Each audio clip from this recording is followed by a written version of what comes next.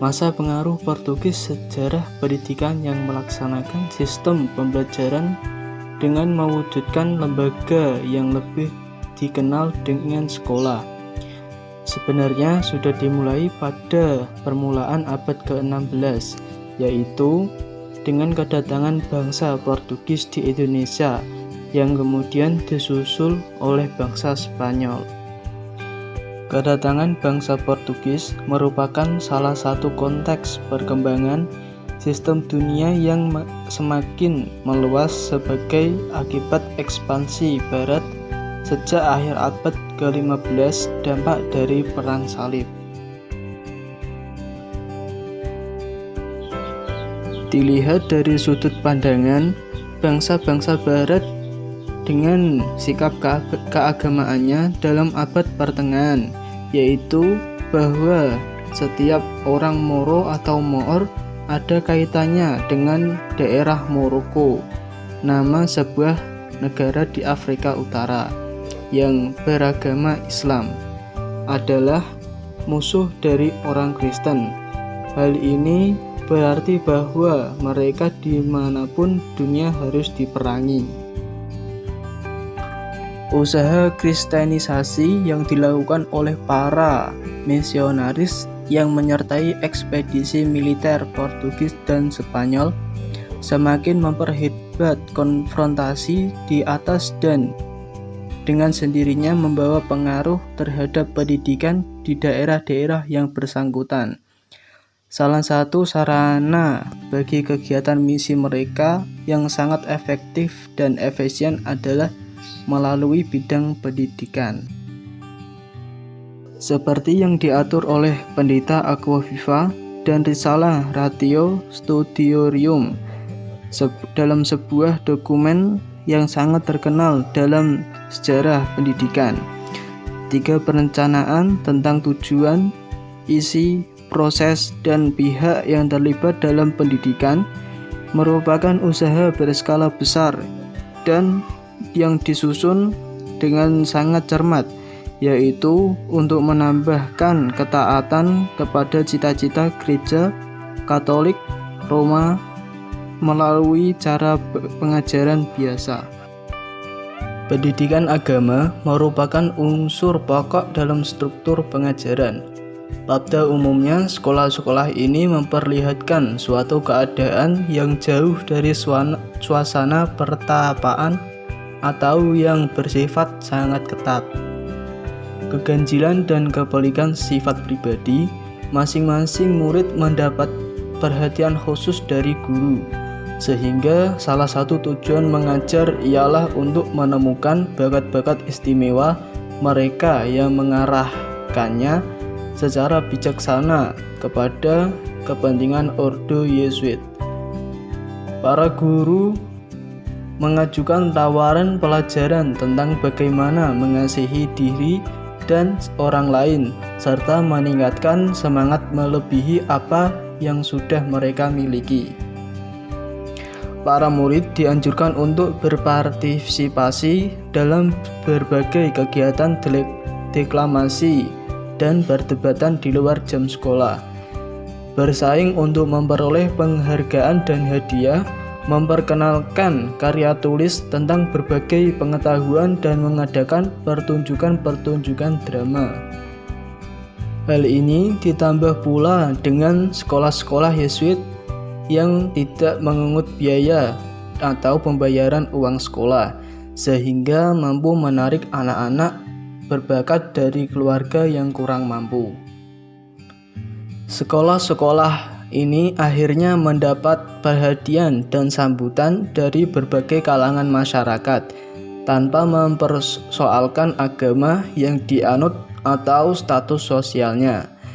Salah satu pengikut pertama Ordo Yesuit yaitu Franciscus Xaverius atau Francis Xavier meninggal tahun 1552. Kemudian berhasil mendirikan berbagai misi Gereja Katolik Roma di India, Indonesia, dan Jepang, sekaligus menjadi peletak dasar dari Katolisme di Indonesia. Dialah yang menegaskan bahwa untuk memperluas agama Nasrani perlu didirikan sekolah di mana-mana, terutama di daerah-daerah non-Kristen. Maka secara garis besar kedatangan orang-orang Portugis ke Indonesia bermotif kepentingan ekonomi, beragama, dan petualangan.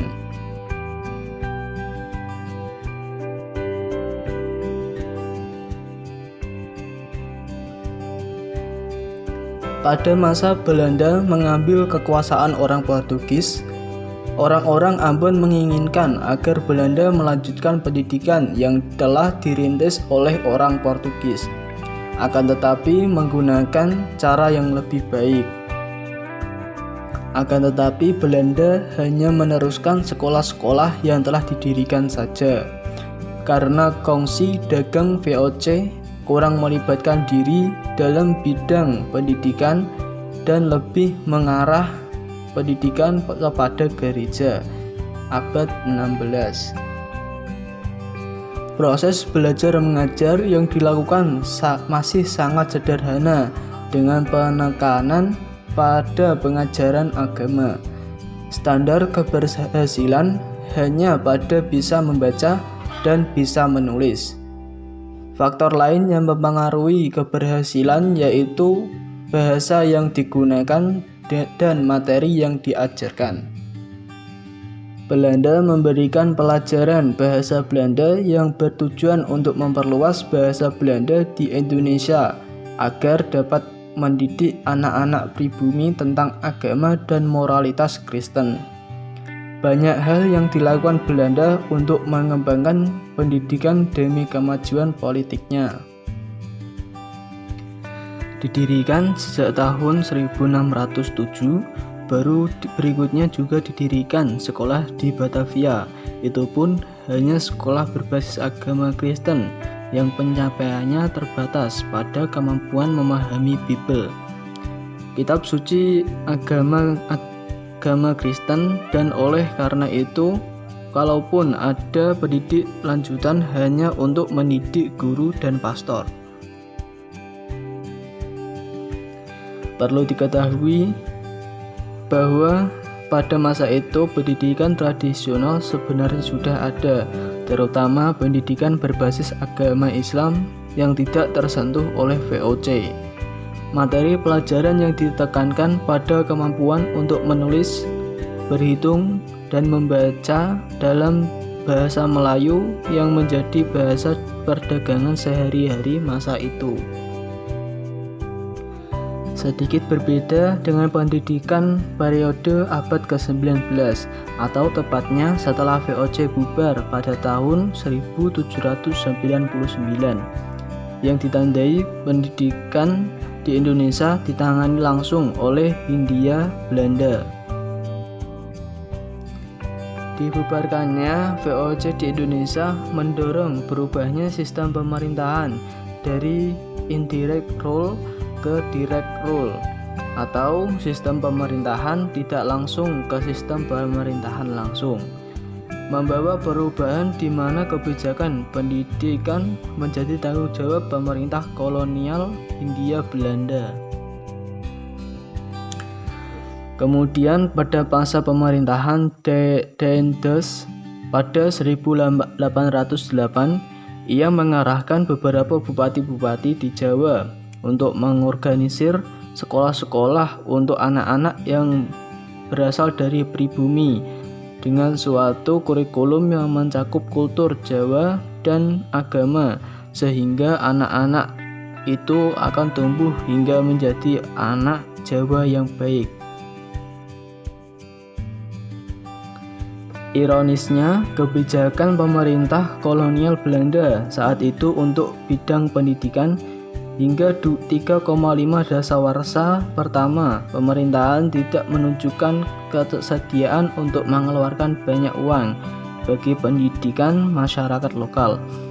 Sebaliknya, perhatian lebih banyak dicurahkan kepada pendidikan anak-anak Belanda dan bangsa-bangsa Eropa lainnya yang orang tuanya bekerja di Hindia Belanda, khususnya ELS Sekalipun pada tahun 1818 pemerintahan Belanda telah menetapkan undang-undang bagi Hindia Belanda, antara lain menyatakan bahwa semua sekolah di negeri Hindia Belanda dapat dimasuki baik orang Eropa maupun orang Indonesia. Hanya sebagian kecil saja siswa di sekolah-sekolah Belanda tersebut yang berasal dari kalangan pribumi. Hingga tahun 1848 belum tampak usaha yang sungguh-sungguh dari pemerintahan kolonial untuk menyediakan sekolah bagi anak-anak pribumi. Pada tahun 1849 hanya 37 orang pribumi yang berada di sekolah-sekolah Eropa di Pulau Jawa.